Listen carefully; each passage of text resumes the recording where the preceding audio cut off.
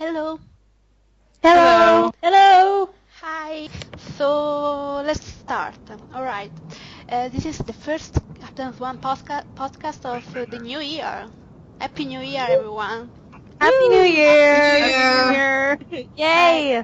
I'm Serena. I land with Magic on Tumblr, and I have 5 lovely ladies with me that they will introduce themselves. Go on. In the order we talked about. Yeah, go on. Okay. Hi, I'm Crystal, and I'm CCB Crazy on Tumblr and CCB Crazy 16 on Twitter. Hi, I'm Elizabeth, and on Tumblr, I'm never a one-time thing. Hi, I'm Z Carita on Tumblr, and I am Lisa. I'm Michelle, and I'm Wouldn't You Like to Know on Tumblr. And I'm Stephanie, and I'm Bookstore Romantic on Tumblr. Okay, so today we have a new person. I will ask my usual question. Crystal, when did you start shipping Captain Swan? Is it funny to you? No, Crystal. This is hilarious. My question is hilarious. It's a long story. Yeah. Okay, Okay. so before I was in Once Upon a Time, I was in the iCarly fandom. Yeah. Oh, I remember that. I remember iCarly. Good times, good times. And I was a massive SETI shipper. And I got really, really tired of, Dan Schneider trolling everyone and everything and it was about the time that Tallahassee came on, and I was watching Once Upon a Time as a casual fan, and I wasn't really into it that well. I was a big SETI shipper, and it was about the time that iCarly was ending, and Tallahassee was fixing to air, and unlike all of you, I was a big Swan Fire shipper. Ooh. Yeah. Scandalous. I was gonna own up to it, and I wasn't really I wasn't really like a Monster super fan. Like, I didn't have a Tumblr or Twitter or anything at that point. And as soon as I bought the second season DVD and I was rewatching the episodes over and over and over again and saw Comic-Con and all the stuff that y'all guys put on Tumblr, I was like, man, I've been missing out, and I ended up shipping. Okay, that's a good story. It's a bit Everything's been different better. than the usual. Yeah. It's different than the usual, but Yeah. Another question I wanted to ask everyone, since this is the new year, and I've seen some lists on various websites, best ships of 2013. This is a general question, it's not even a Once Upon a Time question. I know Captain Swan is one of your top ships of 2013. What are some other of your top ships? Just the names. Oh dear. Olicity! Yeah, Olicity. Felicity. Olicity for sure. I'll go with Elicity. I love Snowing still from once. Oh, of course, it's snowing. Yes. Yeah. Yes. Yeah. Oh! I got one. Although hasn't technically even launched yet. Well, I don't know. Depending on your point of view. Outlaw Queen, definitely my top 5. Oh yes, I really want to see their dynamic. I'm just really, really curious. Oh my gosh, we think we love Emma and Killian and their back and forth. Oh my gosh, Robin and Regina, they're gonna be toe to toe with them, if not even more. You know what I mean? Because Regina, oh my gosh, Yeah, it's gonna be a snark fest. It's gonna be awesome. Like, I want them to have like a full hate-on relationship, but have sort of like an attraction, and then Regina sees the tattoo and she's freaking out. Yes. That's what I want. Yeah. That'd be interesting. Is everyone for Outlaw Queen? Yes. I have to see it first. Well, yeah, that's kind of where I'm at too. I want to make sure it's actually going to work on the screen, but it works in theory. In theory, I mean, I don't care that much about Regina as a character. I enjoy watching her enough, and I love her sass, but I'm not terribly invested in her love life, so I got wasn't some work to either. do. I wasn't either until Eddie and Adam brought it up.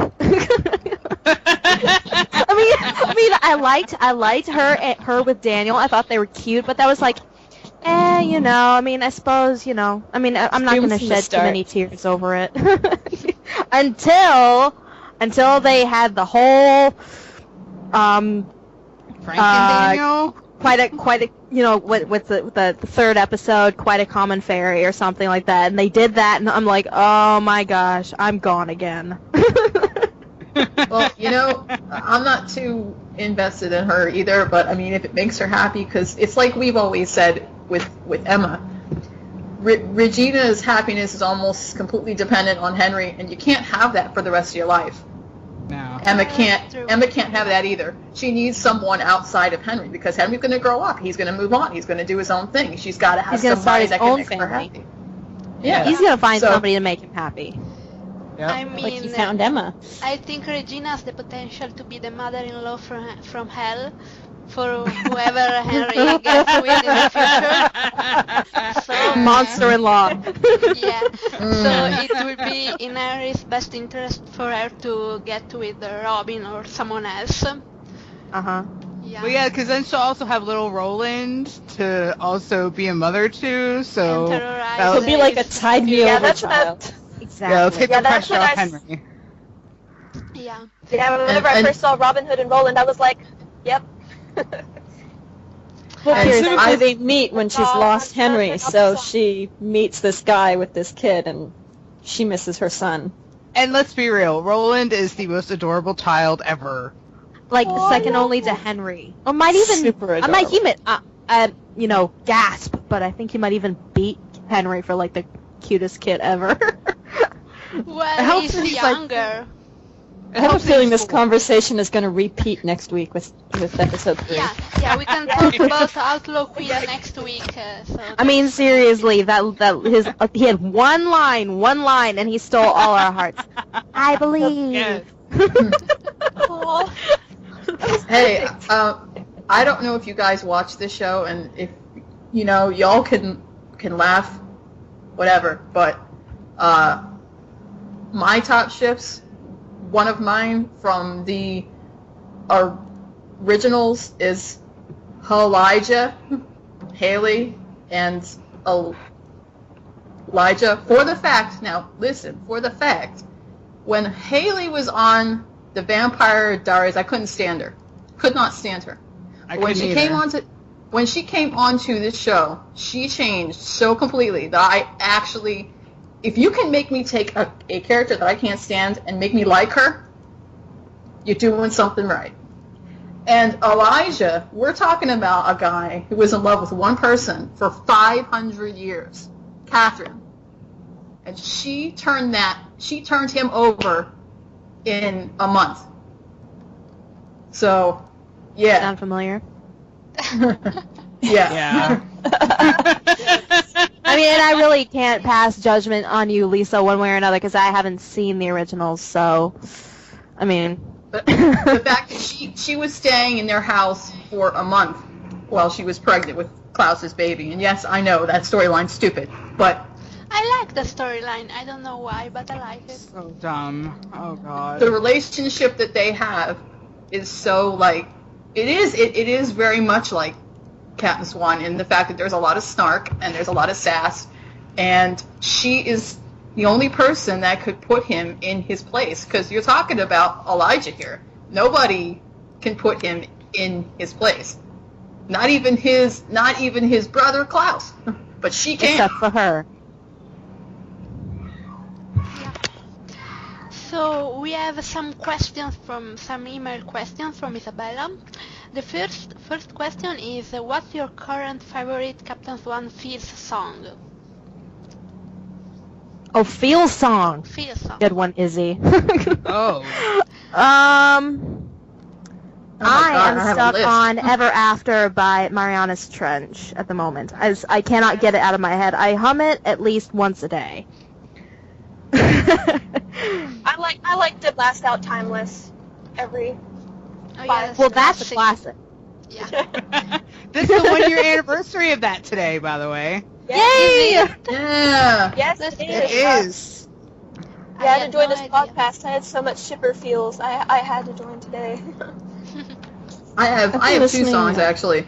I have two songs. One is Storybook Love from The Princess Bride, because I swear to fucking God, if they don't play that song at the end, if they don't play that song at the end when the two of them finally hook up, it will be a crime against humanity. Because that song, Well, they got to get the rights to that first. but that song, Disney has the Princess Bride rights. They're making a musical. I Oh, think. that's right. They do, don't they? Yes. They I do. don't Cough, know cough. if. It's produced by Disney. Cough, cough. Yeah. because that song Yes. with them is too absolutely just, it's them. It would is kill them. half the fans of Once Upon a Time. And my second song is Dust to Dust. What's it called? Dust to Dust. That one's by the Civil by- Wars, right? Yeah, right. Because that song, if you listen to the words, it sounds like it was written to be written for Captain Swan, start to finish. I've been Yeah, I listening to a have- fair amount of Do I Want to Know by the Arctic Monkeys, which is just a very sexy song. I've noticed that there are like 5 billion music videos on YouTube since the finale with Let Her Go, which I have never heard of before, but now I quite like it. Any other songs? Yeah, I went out and bought a cover of that too. Let Her Go. Yeah, I've got another one. At the beginning from Anastasia. Oh my gosh, yes, of course, that one Serious too. Feels everywhere. I just It want feels some- everywhere.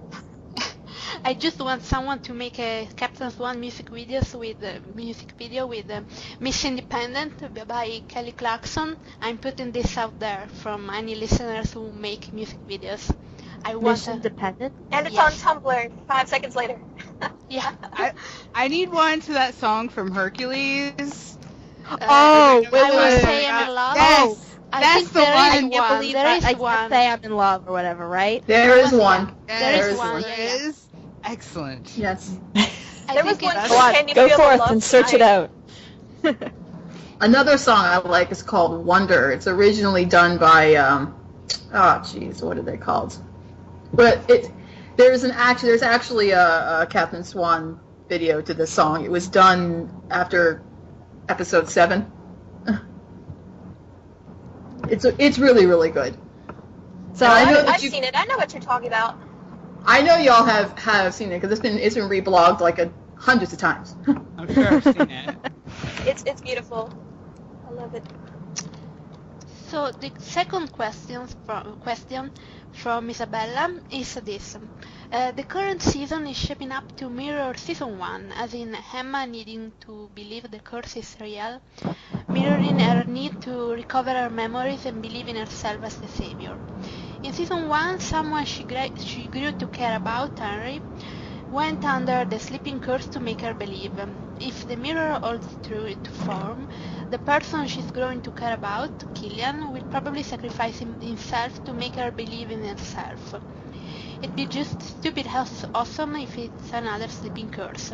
But then again, the second thing that hit me was that every single member of the Charming family has fallen under a sleeping curse, except Emma. So here's a question. Do you think there will be another sleeping curse this season? And do you think the victim will be Emma or Killian? It's really want to stumper one there, huh, Izzy? I want to say. How about a parallel from Queen of Hearts where Snow is instead kissing Charming, so it would be Emma kissing Killian to wake him up. Just like That one seems Yeah. the most plausible. I agree. You Yeah. know, and it would hold true to form where as in season 1, Henry went under the sleeping curse to make her believe in the curse. So, yeah, that is the way it's looking. I don't see that happening though, because I mean, we already know from the pictures that she's going to drink the potion, which will cause her to remember to gain back all of Well, her. not so much That's belief in the memories. That's curse, but not- like faith in herself. You know that she's the one who can beat the Wicked Witch of the West, but she doesn't believe it until I just don't see it. The whole sleeping curse thing, I know it's a fairy tale staple, but it's been done to death on the show. I think it would get too repetitive for them to do the same thing. I'm not saying that a True Love's Kiss won't happen. We're already pretty sure that by the end of season 3 we're going to get something. But I don't think it's going to be because she's under a sleeping curse. I think it's going to be something different. Well, we weren't saying It Emma. can be any kind of curse. Yeah, Yeah, it could be I any agree. kind of. There's a bunch of. I'm sure there's way more curses than just a sleeping curse. Oh yeah, I'm just saying. Yeah. I can tell you, I would like to see, speaking of Queen of Hearts parallels, it be Emma not having her heart ripped in an effort to save Hook. Yes. Oh, he still doesn't know about that. No, he doesn't. He was knocked out. He does Emma, not. Yeah, I agree that it shouldn't be another sleeping curse because it'd be repetitive. But since they like parallels so much, I think there will be a True Love Kiss in the finale. And since one thing we can credit Adam and Eddie with is that they usually have the female characters be the active ones, not passive, I think Emma will be the one to break the curse. She will be the one to give the True Love Kiss, not the one to receive it. I agree. Yeah, so I think that Killian will be the one going under the curse if it happens, when it happens. Especially because Killian, like we saw in Going Home, Killian already believes that she is his true love. So it wouldn't be a character development for him to try again to give her true love's kiss. It would be for Emma to try to give him true love's kiss. It would be a development of her feelings. So I think it makes much more sense for Emma to initiate, to start another true love's kiss. Or they parallel Enchanted. Yeah, that Neil try. I just saw that Neil tries the True Love Kiss and it doesn't work. You mean like that? Yeah, I mean like that. Yeah. I don't want Neil anywhere within 10 feet of her able to kiss her ever again. So let's hope that doesn't happen. No. Just say no, Adam and Eddie. Just say no. It also happens in Snow White and the Huntsman, I think. Yes. Yeah. Yes, it does. So it's quite common. It could happen. It's never happened on the show that True Love's Kiss didn't work because the couple wasn't true love, I think. No, I don't think it ever has happened like that. No. No. No. I honestly do don't think we're going to have to worry about Neil, because you know how we've all been trying to figure out where he is, because we haven't seen him filming much apart from the first few scenes when they first get back. I have this feeling that Neil and Belle are going to do something together having to do with Rumpel. I think they're going to figure out that Rumpel is alive. To go find him or And they're going to go I think off so, and too. try to find him. Because Yeah, he hasn't that been makes sense. in- I would any approve of of that these- storyline. He hasn't been in any of the Fairy Tale Land scenes. He hasn't been in any of the Storybrooke scenes, as far as we've seen. I mean, he's You nowhere. know what that means, So though, it's like- right? It means he's on an indoor set. And Yes. him and Emily Raven are on an indoor set, do you just want? like Neverland. But I need to turn on the porch. I can hear some background conversation. I Somebody don't know watching what's TV there or something. If they did do that with Neil, that would make me so happy, because Neil needs a storyline, for God's sake. Neil needs something Yeah. to Yes. like pursue Emma. But He we can't know continue to pursue Emma. Belle is in Storybrooke. We know she was filming outside and she was inside in the promo saying, "Do you know who cursed us?" if I remember correctly. Right. Right. Yes. So, Huh. who knows? What's your story, Neil? I still think that my theory holds. My headcanon is that when they all get to the Enchanted Forest, obviously we know that the group is going to meet up with Robin and his men fairly quickly. Yeah. As a matter of fact, probably almost immediately. And I think what they're going to see is that the place has been completely taken over by the Wicked Witch of the West. I think that after the Wicked Witch gets flounced by Dorothy and whatever the hell happens over in Oz, that she hops a portal and leaves and finds herself in Fairy Tale Land. And when she realizes that it's completely desolate because the Queen has cursed everybody and there's nobody there, and there's a big, huge castle just waiting to be taken over. 2 of them, actually. Yeah, 2 of them. I think she decides to claim the whole land as her own. So, flying monkeys everywhere. Which were in the pilot, the flying monkeys were already in Yeah, the they were in the pilot, book. Yeah, in the they're in book. Henry's book. Exactly. Yeah. Right. Right. Which means that the group is going to have to flee either to the Dark Castle or the Summer Palace or some place that she doesn't know about before they get killed. Right. Yeah, because she's probably in Regina's palace if she was going to take over a palace. Makes sense. Yeah, because She's Snow and wearing clothes. Charming's is destroyed, you know. So Yeah. it makes sense that she'd find herself right at home at Regina's old place. And apparently right at home in Regina's old clothes, too. Yes. All her clothes. I saw We'll say that. for the hat. Well, I'm not Wait, sure is they that- know was that who it even is, though, Regina's because of that bit from the promo where Belle asks, "Do you know who cursed us?" I'm not sure they know right away, once Storybrooke magically reappears, that it is the Wicked Witch of the West. So I'm really interested to find out what happens in the year where Emma is memoryless. Yeah. But then Killian says something terrible has happened. So they know someone... They know something. They know they're cursed. Yeah.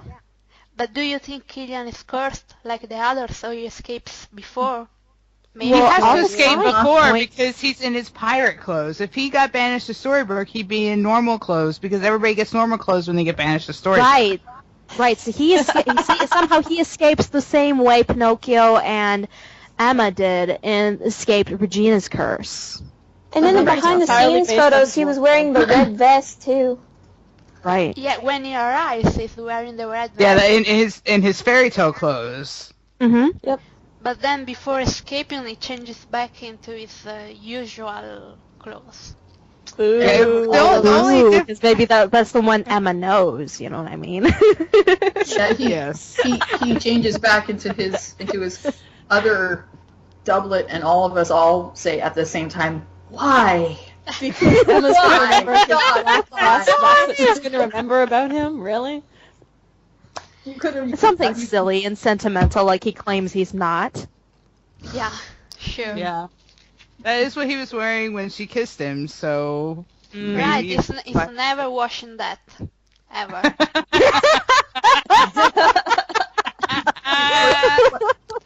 You know When it's true.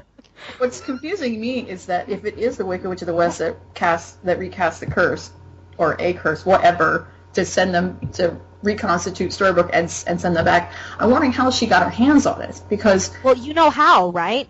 It's no coincidence that Rumpel is missing. He's the one who created the Dark Curse. that's what I'm saying. He's the only one that knows the ingredients other than Regina herself, and she's not going to Well, go she tell her. didn't. No, she didn't even know the ingredients. She didn't make the curse. She just cast She it. should, yeah, she got it from... So you think that that the Wicked Witch She doesn't. has Yeah. Rumpel? I think. Yeah, that's my headcanon. My headcanon is she got her hands on him. Yeah, Probably. that's what Yeah, I I think, agree. too. So, let's start... Because we haven't seen a lot of Rebecca Mader either. No coincidence. So Gotta wonder though whose heart she's going to rip out to activate it though. Interesting. It's going to wind up being like totally not even the same curse at all. And Storybrooke gets remade just as a coincidence. Yeah, because they don't seem to have lost their memories. They don't True. seem to have another personality. Probably because she doesn't care about making them miserable. Maybe she is just looking for something in Storybrooke. Yeah, or she needs something from our world. I Yeah, have this. say, or our world I in have, general. I have this headcanon that the ruby slippers. Remember when Rumpel sent Jefferson for the slippers and they were missing? I have this theory that they're in Kansas and she needs them, and that's why she needs to come to our world. She needs to get to Kansas. Right. So maybe she takes Rumpel, like, because maybe she wants to make her own curse, but she wants to know how he made the dark curse, because maybe she wants to improve on it or change it or something. Yeah. I don't know. Yeah. Honestly, but the slippers is the only way I can think of that they could send Hook ahead of the curse. I'm not saying that he's going to wear them. Obviously, he's not going to wear them. But No. They were here. Remember, he asked Jefferson about the slippers, and he said last time he heard they moved to another realm, meaning here, because obviously Dorothy's here. And his hat They can't moved to a world without magic. Yeah, Exactly. Jefferson's hat can't go to a realm that doesn't have magic. Exactly. So how else could they send him ahead? There's no beans. There's no magic hat. There's no slippers. How? That's what the That's missing the $1 million question. They will always pull something out. Yeah. They pulled out the time black they- fairy More wand rabbits in the in their winter head, finale. They hijacked the White Rabbit from Once Upon a Time in Wonderland. Well, Once Upon a Time Seemingly in pull Wonderland portals has out of his been ass filming at will. in Storybrooke. Yeah. All Who right. knows? Let's start talking about the episode 2 of season 3, Lost Girl. It was written by Andrew Chambliss and Kalinda Vasquez, and it was finally an Emma-centric episode. I think it was sorely lacking in season 2. There needed to be more Emma-centric episodes, so I was really happy with this one. What did you think about Emma's development in this episode? It's very real. It's very realistic, because Emma, it's like, it goes back to the premiere of season 3 when Rumpel said, "You're just the same person you were when you came to Storybrooke, bail bondsperson looking for proof."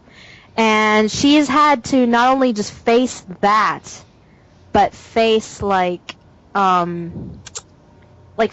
she's had to reconcile that with all the magic she's seeing. And Lost Girl is like where all that comes to a head, Yeah, I agree. I think it was interesting, the part about Pan saying that he would make her an orphan again, because basically at the end of the first half season, she was again an orphan. So in a way, he did. Even though it wasn't part of his plan, she did become an orphan again. Yes, At the end she of the did. first half of the season, yeah. Exactly. She is basically an orphan again. This was also like the first time we really got a sense of who Pan was as a villain, because most of the first episode he was pretending to be on Henry's side, and this was the first time we really got to see the kind of mind games he's going to be playing with Hook and Emma and Rumpel, Yes. and it was fun. Yeah. I loved it. Yeah. Robbie K, deliciously wicked. I love the Pan and Emma scene. I wish we had more scenes with them, because we didn't really get much more than this. I thought it was really fun. It was very well played by Jennifer and Robbie, especially the way Pan was kind of flirting with Emma when he was like, "You don't mind if I call you a lost girl." It was very funny. Anyone And, else? I think Yeah. I think one of the most telling scenes was towards the end when they were embroiled in the fight. We all knew that somebody was going to screw it up by not going forward, and I thought it was going to be like Snow because she has such a soft heart, but it shocked me that it was actually Emma, and it was because he had made her see that she was a lost girl, so she understood these boys. She understood why they were the way that they were, because they were without parents without a home. Without hope. And the rest of Yes. the rest of them had no problem killing these boys, but she could not do it because she empathized with them. I don't think any of the Lost Boys actually died, though. Except for Except- poor Rufio. Well, you saw Except Rufio. No one Except cares Rufio. about Rufio. Except Rufio and Felix. Well, you saw, right? Snow was like firing arrows, and she's like pinning them to trees and stuff. Yeah. Which I don't think- amazed me because I didn't think she would do that. She has such a soft heart. I didn't think she would do that. Like in a million years. She killed Cora. Yeah, the writers remember that Snow is all don't kill anyone when they want, and then when it's not convenient, they forget it. I think. I think she's more. Well, she didn't kill anybody in Lost didn't Girl. What are kill you talking anyone. about? She's pinning them to trees and stuff. Yeah, Like, they you were, know, like they with were their pinned to clothes. trees by their clothes. Yeah. I just watched it yesterday. Yeah, me They too. were I pinned- actually went out and bought it like a couple days ago to just watch it again. Well, yeah, I know she didn't kill anyone, but the fact that she was like totally into the fight and had no problem doing whatever she had to do, you know, to get to Henry, you would think that Emma, being his mother, would be the one that would be in the front and not have any issue with taking out these boys. Right. Even if she, but she couldn't do it. She looked at boy in the eyes, and she saw herself. She could But not. see, that's her problem. The others don't have that same issue that she has. Snow's parents were alive. Both of them were alive until she was like 10, so she doesn't really understand what it's like to be an orphan in the same way that Emma does. Charming's mother died when he was an adult. Regina. Regina had both her parents, even though they were slightly dodgy. Exactly. Yeah, so that leaves. There's only Killian. one other person who might, you know, empathize with her point And of he view. had fought the Lost Boys for 300 years and knows that they're not really innocent anymore. So Right. And she's new to it's like it goes back to what to Snow said. You're new here. You're new to Neverland. You don't get the way things go. Yeah. And how go ahead. No. I was asking another question, so go ahead if you want to add anything. And also the scene where she's trying to read the map. I think there was a really huge character growth moment, not just for Emma, but also for Snow, because we've all been saying this whole time in season 3, at least the first half, was Snow trying to figure out how to not just be her friend, but to be her mother, and having that difficulty because she did not grow up in the same way that Emma did. You know, they're in two different places, and Snow is having trouble understanding her, and that's part of the reason why she keeps pushing her towards Neil, and everyone's so pissed off at her why is she being like that, is because she doesn't understand Emma. She really doesn't. And she doesn't get it.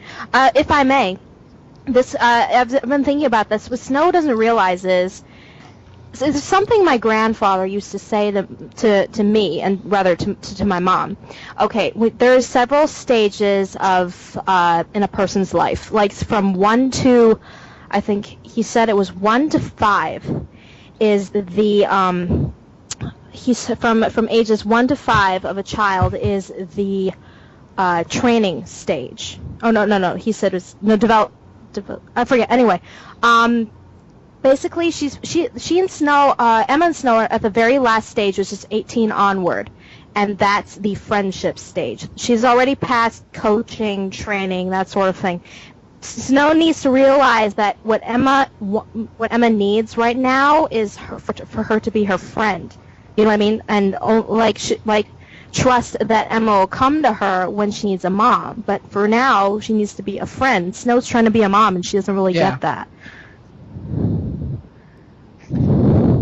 Another important thing for the Captain Swan development was... I think Emma has been missing Mary Margaret for a while now. I agree. I think Mary Margaret was so much better at relating to Emma. So much better. Because she was her friend. Yes. Yeah, I agree. And because Yeah. Snow has those prejudices, this development she said in the Enchanted Forest into turning into a believer, having hope. She doesn't really understand how hopeless Emma is, while Mary Margaret understood not having hope, not having an happy ending better. Yes. Anyway, That's why when she was deciphering that map and she was telling her, for all of my my life, every night I would sit and cry, wondering why my parents didn't want me, or just and wanting to know if they were ever going to come and find me. That is something. It was deep and it was profound, and maybe Snow didn't want to hear it, but it was something she had to hear. Absolutely had to hear. Because I don't think she's ever truly grasped Emma's side of the story. Until And that she point. still No, because And Emma she doesn't still like talking about it. No, and she still hasn't, because there's so much more to it than what Emma has even told her, even after that, especially with the Neil stuff. So there's a lot more for Snow to learn about how Emma's life has been for the past 28 years. Yeah, it's not only that, but I think at least subconsciously, Snow doesn't want to think about it. You know what I mean? She right now she seems all about like moving forward, pushing forward. You know what I mean? She's kind of sort of stayed away from like what Emma's had to go through for the past 28 years. You know what I mean? Wonder if Like that's it's why like Snow that ships moment. Swanfire. Yeah, that moment when before Emma was able to read the map, she needed that moment. Emma actually sat her down. Well, didn't so much sit her down, but in essence sat her down and told her exactly what it was like for those 28 years. And Snow needed to hear that. I wonder if that's why Snow ships Swanfire, now that I'm thinking about it, because getting Emma to have enough hope or whatever to go back and try to be with her first love again is like the one bit of Emma's past that she can maybe try to fix now. Yes. Exactly. yes. The one thing she can put right. Yeah, if Emma met her true love because in the real world and had a kid and they were meant to be together, Snow can think that part of what she did turned out for the best. I mean, obviously I think it was the only thing she could do, because otherwise Emma would die. But I don't know if Snow is convinced of that. And obviously if Emma met Neil and they were meant to be together and everything else, then Snow can be convinced that it was all for the best, even though it wasn't. And it would lessen her guilt. Yes. Exactly. I don't think that's conscious though. I think she does at least tell herself that she wants Emma to be with Neil because she thinks it would make Emma happy, and she knows that Emma loves Neil. Yeah. Yes. But if she knew the whole story, she wouldn't think that at all. Trust me, she would not think that at all. No. So another thing is the parallel to Talassi, because Hook knew about who Emma was, how to unlock the map since their first meeting. He called her a lost girl and an orphan since the very beginning. Like he said that she was an open book, and he was right. He proved it from the very beginning, and it turned out he was right in this episode. Yeah, I literally screamed that out loud the minute she said the word orphan. I was like, Hook said that! He knew. Yeah, it was like you could have asked Hook and you would have solved it after the very beginning. But he didn't know the S word. Yeah. No, he didn't know the S word. That's why in that scene when they were all trying to go like, okay, it's okay to say the S word, they're all trying to goad her into saying what they thought she needed to, say. Yeah. He was only one that didn't speak because he didn't need to. He understood. They didn't, and I felt almost like she was standing in the middle, and Regina and Charming and Snow were like surrounding her, going, "Come on, Emma, it's say the S word," and all this, and it's like she was trapped, and Hook was on the outside, just helpless. Like he wanted to say something, but he knew he did say what's the S word. Yeah, because he didn't even know what it was. I thought Hook's expressions in the whole scene were hilarious actually. When she was like, "I'm the product of true love," he looked so unimpressed. He was Camera like, pans He, like, hook. he did his whole eyebrow cocking thing. He was like, really? Seriously? It was like, what is this shit? What are you talking about? Well, no, I just think it's hilarious that the words "true love" come out of her mouth and the camera pans to Hook. I mean, even trying to be subtle Be anymore. more obvious. Oh, Chandler. The camera guy is always very subtle about shipping Captain Swan. The one from episode 1 and this one, it was like, okay, thank you. What are you trying to say? I really don't understand. We're on to you, camera guy. We're on to you. I just felt like he was so Be close. more to obvious. just, A la Chandler Bing. I just felt like Hook was so close to just going, God, would you all just shut up and just let her talk? Because everything what they were saying was just driving him more and more crazy, and because it was making her say all the wrong things, and then he was just like, God, shut up. Just let her work. Yeah, he also Yeah. Hook had a lot of confidence in her that she would. I mean, he has a lot of confidence in her the whole time in Neverland, and he knew that she would get it. You know, whatever it was she had to get, whether he knew specifically that it was lost girl, orphan, whatever. Like, he knew she would get it.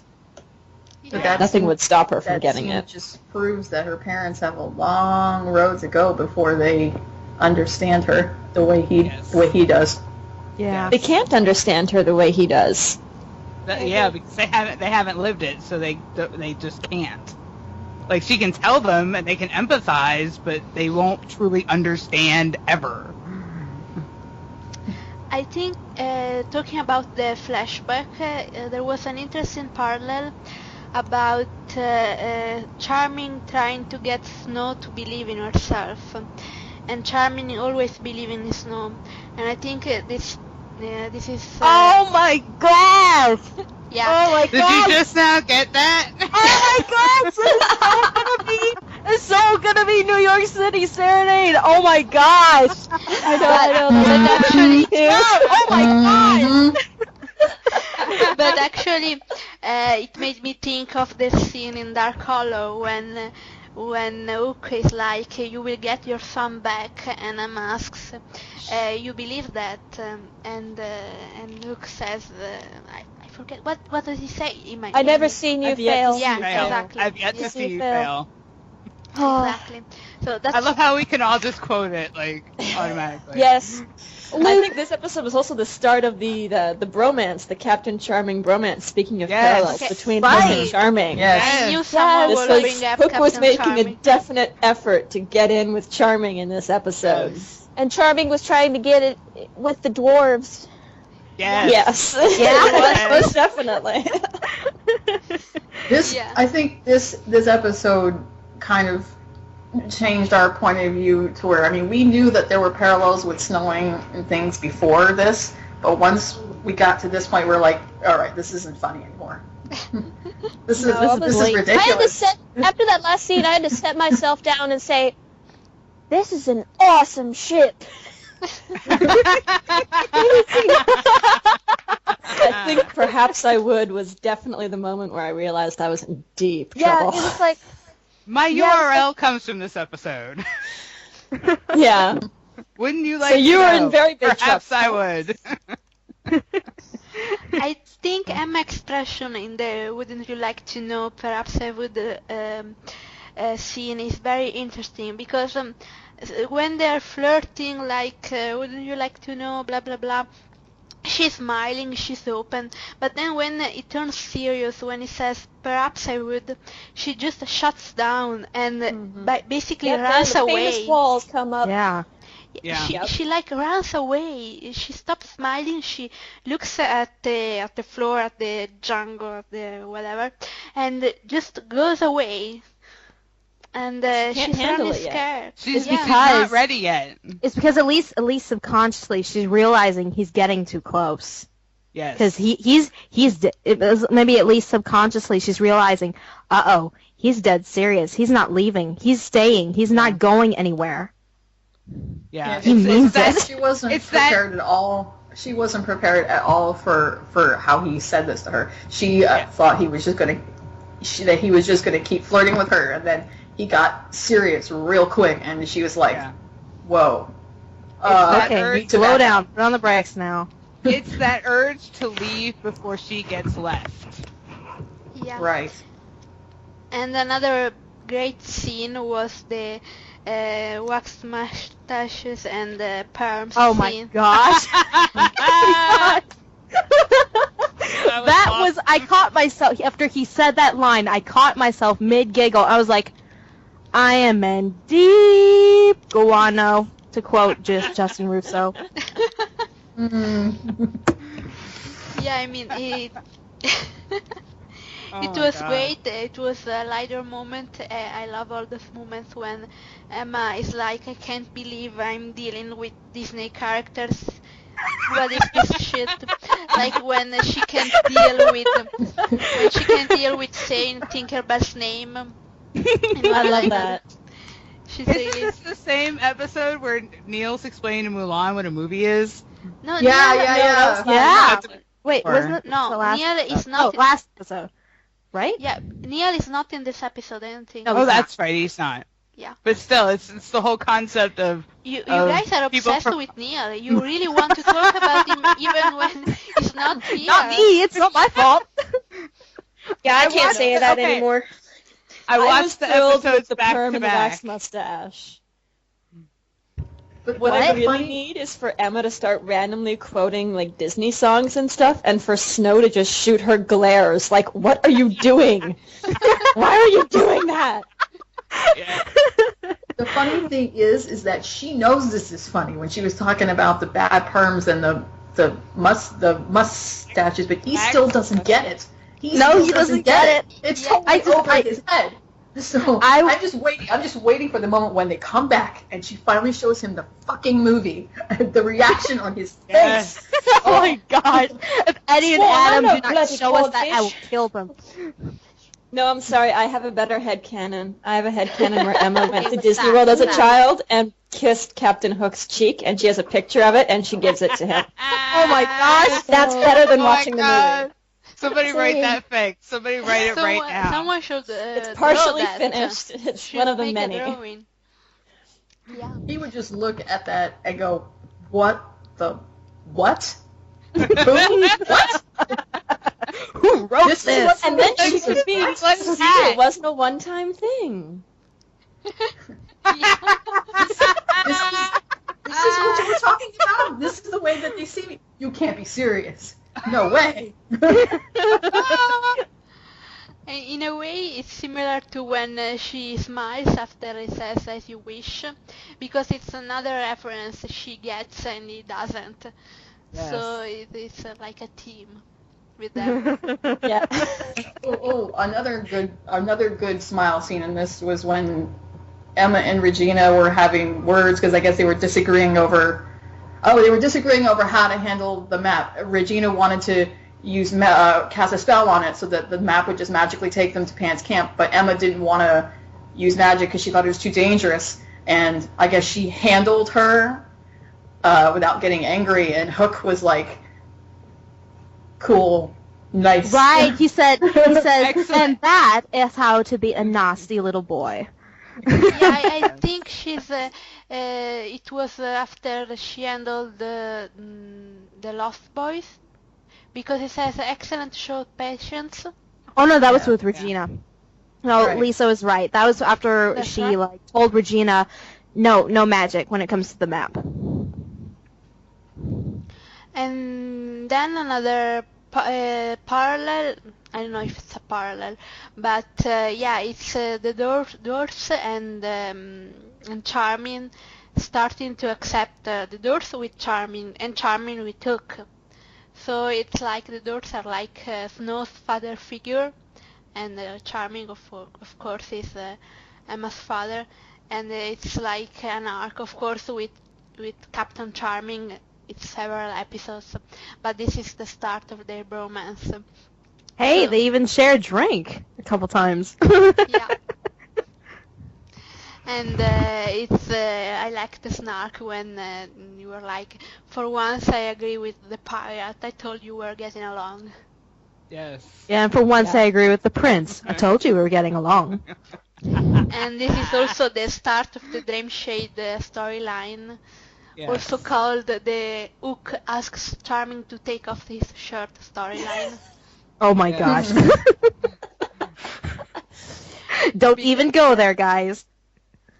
This was actually what I really liked about this. You know, the scene where Hook is leading them to the camp, and they come across that patch of Dreamshade, and he tells Charming not to touch it, but Charming, of course, doesn't want to. He doesn't know that it's poisonous, and he decides to go one way where Hook would rather than go a different way.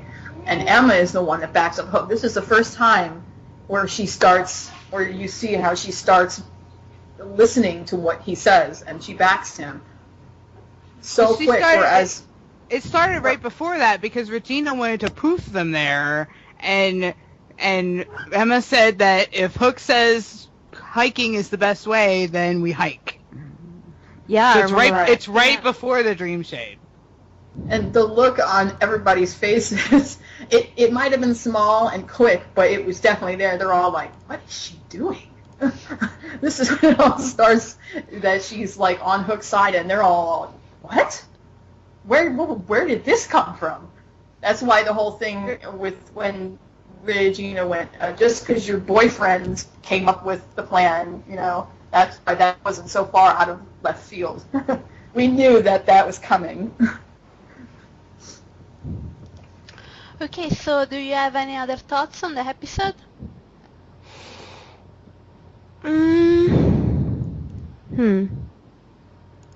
Nothing? I just thought it was a really great character growth episode for Emma. Emma, and I wish that there going was. home in good form. This was my favorite episode. I wish that there was more. I think that they've been sorely lacking. They devote a lot of time to Snowing and Rumple, and they don't give Emma. She's like the main character of the show, and they don't hardly ever give her as much episodes as she really should have. I agree. Well, that's going to Emma change, gets isn't all it? the As soon action as it and comes less of back. the character. I think there should be more Emma episodes and less Rumpel and Regina Angst episodes, because it's like we don't know anything about Emma's past, and we know how many times Regina and Rumpel go to the bathroom, like, stop. Oh my god. I had never thought of it like that, Serena. Thank you. It's true, though. It's true, yeah, it is. It is true. Because, like, we saw... We know all their dirty history, and we don't know we just know that sometime at 18, Emma met Neil and had Henry. Yeah. Well, the math doesn't work. It had to have, No, she had to it's have been at least before She 17. was 17. Yeah. Adam and Eddie try to keep telling us that's 18, but the math doesn't No, work. it can't be 18 because she was tried as a minor. She was so a juvenile. Exactly. It can't And, be... and her records were sealed. Exactly. So Adam and Eddie should rewatch the episodes because, yeah, I mean, I understand she that they must don't... I honestly think she must have just turned 17 when she met Neil, and then when she had Henry, because Henry is 11 years old when the show starts, right?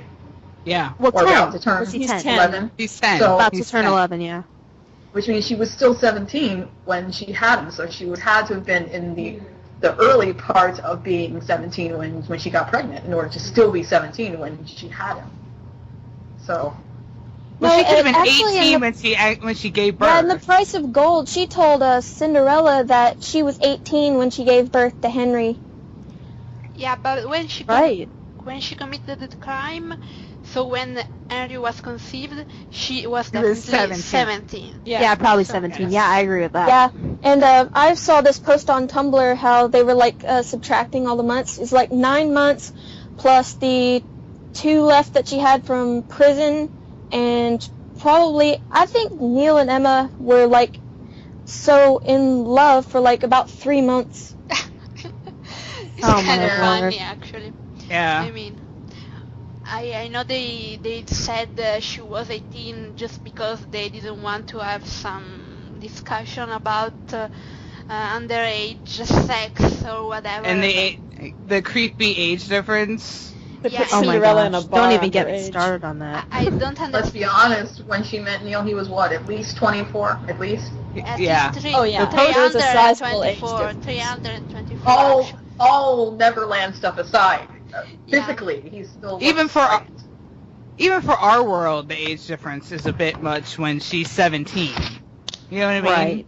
And homeless and on her own and very easy to be taken advantage of. Yeah, but Not that I'm saying she was, because No, she I can also agree. take care of herself and they did love each other, but it's still, yeah. Yeah, I think It's It a created mess. It's just it a created mess. an awful power imbalance between the two of them, and it's just not good or healthy or anything. yeah, but It's a mess. I don't think that her being 18 would have changed it. So I mean, it doesn't make a difference to me. She could have been 18 or 17 and 6 months, or I don't know, and it would have been the same because she was the same character. I mean, it's just a number. So to me, it's not the problem with Swan Fire that she was underage. They have much bigger problems than that. Mhm. Definitely. Tell you what, though. Character growth. Speaking of Yeah, character growth, I've been reading a lot on Tumblr. People are really writing some interesting, memes about the fact that they're wondering how much Emma's personality is going to change now that she has this false memory of having never given up Henry. So she has these memories of 10 years of having him. Is that going to make her better able to close the books on Neil and move on with her life and not have those walls that she lived with for all those years? It's going to make her different, better apt to accept love into her heart. Me, I'm hoping, I might be a desperate hope, but I hope that we get to see some more of the Tallahassee 17 or 18-year-old Emma, because I liked the Emma, she wasn't just tough, she was full of life, you know what I mean? It's like she lost, well, no thanks to Neil, but she lost in prison, but she lost that along the road, you know what I mean? I'm hoping that the false memories, the gift Regina gave her, will help bring some of that back with Henry, you know what I mean? I think... And maybe that might contribute to the speed with which she trusted Killian in New York City Serenade, which, and drank the potion, because, Emma, pre-Regina's gift, it definitely wouldn't have been that fast. It wouldn't have been a day. It would have been at least a week, if not a month, that Killian would be able to get her to drink that Serenade in the stupid past potion. tense. Always seen it because it's already happened. Let's move on. Deeper things. Further into the season. Details. I just... It's already happened. Everything else is just detail. I just think that with her having... I just think that with her having these new memories now that... We've always said that the big breaking point for her was when she had to let Henry go. I think despite everything that Neil did to her, she could have moved on and gotten on with her life if she had been able to keep her son. When she could not keep him, that's what truly broke her so badly. That combined with what Neil did broke her so badly that she could not move on. And that's when she erected the walls. She had to. It was her only defense, because if she hadn't, she would have lost her mind. The fact that not only was she in prison, but she had to give up her child, and she lost the man that she thought loved her. Like, mentally, she couldn't handle that. So now that she has this memory of having Henry, I don't think... Yes, she might have some walls because of what Neil did, but I don't think they would have been as strong and as high as what they were. Because now she has this love, because she has Henry. She's She knows love. She knows caring from him, from her son. So she didn't. She doesn't need to make people. She doesn't need to shove people out of her life. So it might make it easier when Killian comes back. Plus, there's already the latent connection they share isn't going to just go away because Emma doesn't remember. I mean, look at Snow and Charming when they couldn't remember. Right. It was still there. And I think it's like there's a part of her brain that goes, I know him, but I can't figure out why. And then if he gets arrested for her, unlike certain people who shall not be named,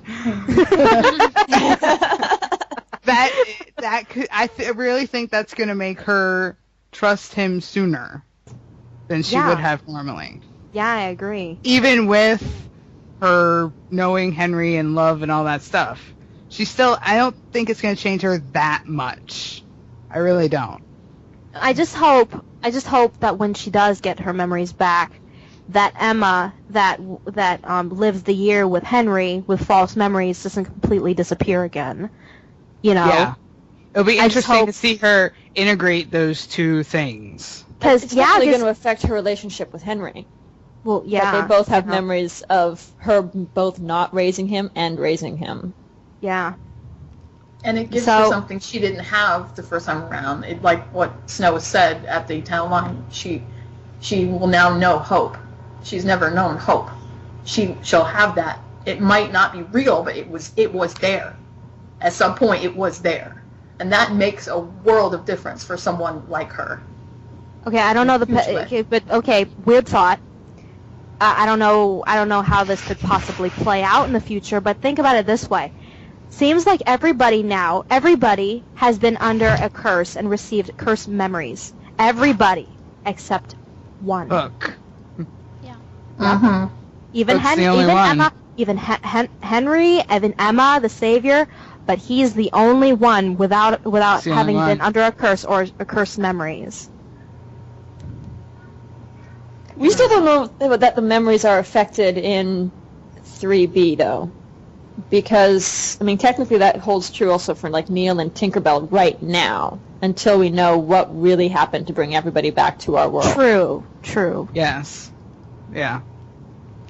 Okay, so last question. This is a spoiler question. Adam and Andy confirmed to TV Line that Christopher Gorham's character is not grown-up Harry. So I'm sorry to people who were hoping for time travel and things like that. What's your latest theory on who he is? Swan. But he's the one who's he's the reason that Emma took up the name Swan. I bet he's like from her Bill Bonds person days. He taught her everything she knows. Didn't Jen say that Swan was the last name of her first foster family, the one that gave her back? Yes. Yeah. Yes.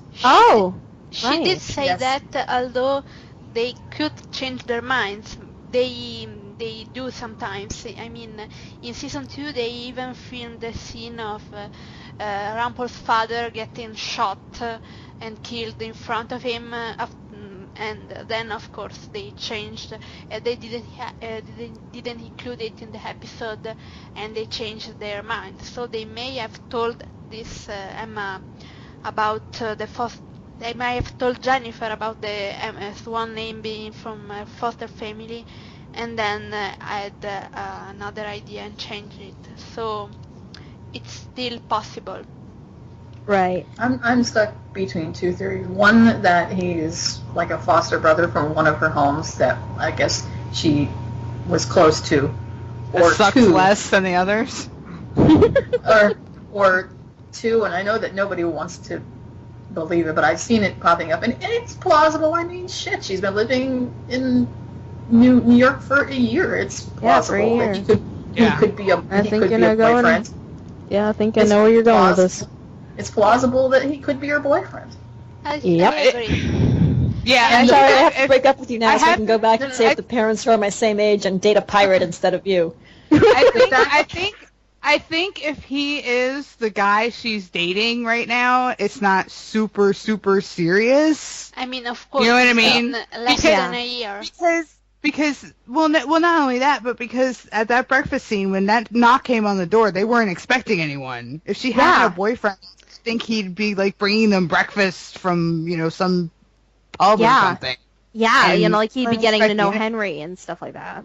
And it's very telling. It's very telling that the pictures we have is them filming scenes outside of the restaurant where she previously was filming scenes with Colin, doing And serious. Emma's in those crazy heels, and I don't think you wear those crazy heels for a meeting with a foster brother. You know what I mean? She wears crazy heels when she's hunting On a date. mice. It's My possible theory she is could be this. like a partner. No. My She could be theory like a is this. partner.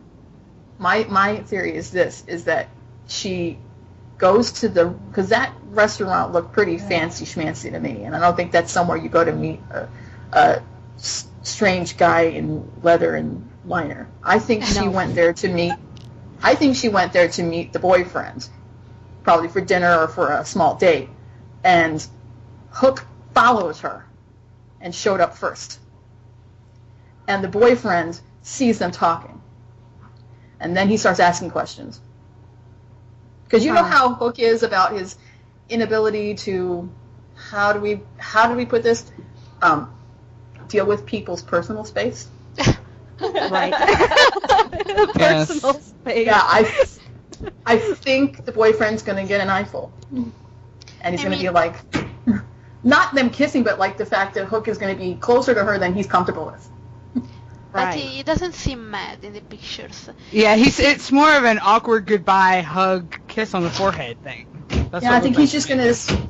I think maybe he might have suspected for some time that something is wrong, that something had been wrong, and that when he sees her with this, and that when he sees her with this guy, he's like, yeah, and when he sees her with him, he's like, okay, it's time to go. And really, Obviously. I think that whole hug, kiss on the forehead is after Emma gets her memories back. I really do. I think that it goes down. He meets her in Central Park. Hook meets her in Central Park and tries to get her to drink the potion. He gets hauled off by the cops. Then she possibly goes to Neil's apartment so that Hook tells her to go to Neil's place because he knows where it is. He was there. And she finds the dream catcher and figures out that Hook's not completely full of crap. And so she goes to the police station and either bails him out or waits for him to come out and agrees to drink the potion. Then she gets her memories back and they hug. Then they go to the pub and he's explaining to her what's going on, and then she has to go break the news to the boyfriend that she's going back to Storybrooke. Hence, awkward outside the fancy restaurant, and then they all pile in the bug and go back. But the pub and the restaurant are the same place. At least they were filmed in the same place. It was inside the restaurant. Jennifer and Colin filmed, and maybe Christopher. And outside. It's New York City. They have restaurants fancy and not fancy real close together. Right. It could be two different places, just filmed in the same place because they only have so many locations in Vancouver they can use. True. This has been bugging me for a little while, and I don't know. I haven't actually seen anyone do an analysis of it. Is it not possible that the shot of the dream catcher from the promo is just old footage from Manhattan? I was thinking Could that be. too. Yeah, it could be. Because I'm not actually counting on seeing the dream catcher, and I don't know. It just seems to me like it looks way too similar to Manhattan. It doesn't look like new footage to me. If we never hear about that dream catcher again, I will be happy. Yeah, me too. I won't lose any sleep. I think someone did make a comparison. They looked like different scenes, but sometimes they use some different footage for the promos that never makes it into the episode. So I think it's 50-50. It could be a new scene, it could be the old Dreamcatcher. I don't know. I think it could be plausible that she goes to Neil's apartment, but I don't know. I mean, wouldn't it's be the first one, time. and it's the one person she and Hook would both know, and so he would be the point of contact for her to realize that the crazy guy dressed in leather is not insane. Yeah, it would make Right. sense. It would make sense. Yeah, it makes sense. And it wouldn't be the first time, because when they came out with the promo, when they came out with the season 3 promo back in, what was it, July, August, whatever the time frame was, everybody was trying to figure out the scenes where Emma was telling Regina to either help her or get out of the way. Yeah. The part with Regina was from season 2. Yeah. You could tell by what she was wearing. They I had spliced stuff in from different episodes. I remember the shitstorm that caused people were like, "Oh, does she talk to Regina like that?" People were mean to Adam on Twitter. I remember. And then the episode my airs, and gosh. it's like big motivational speech for everyone, and telling off her parents just as much as she's telling off Regina. People tell off Adam for stupid things. Yes, Yeah. they do. Anyway, I think that's it. Thank you for listening to our podcast. We will be back next week and we will talk about episode 3 and the introduction of Tinkerbell. And hopefully, since they start filming again on Monday, we will have some more spoilers to discuss. Some more set pictures. So, thank you for listening. Bye. Bye. Bye. Bye. And don't forget People's Choice Awards on Sunday. And Yeah. Oh, yes. also don't forget for Colin's birthday, the link is up. If you need me to reblog it, I will do so. Please sign Colin's card, reblog it on your page so we can get as many messages as we can. It will be up until the 25th, and then I will tweet it out to him on the 26th for his birthday. So if you haven't signed it, please go and sign it. Repeat your Tumblr name so people can go to your page and check it. It's zquerida.tumblr.com. ZQUERIDA. Okay. So go sign Colin's birthday card, and let's hear. We will be back next week. So bye.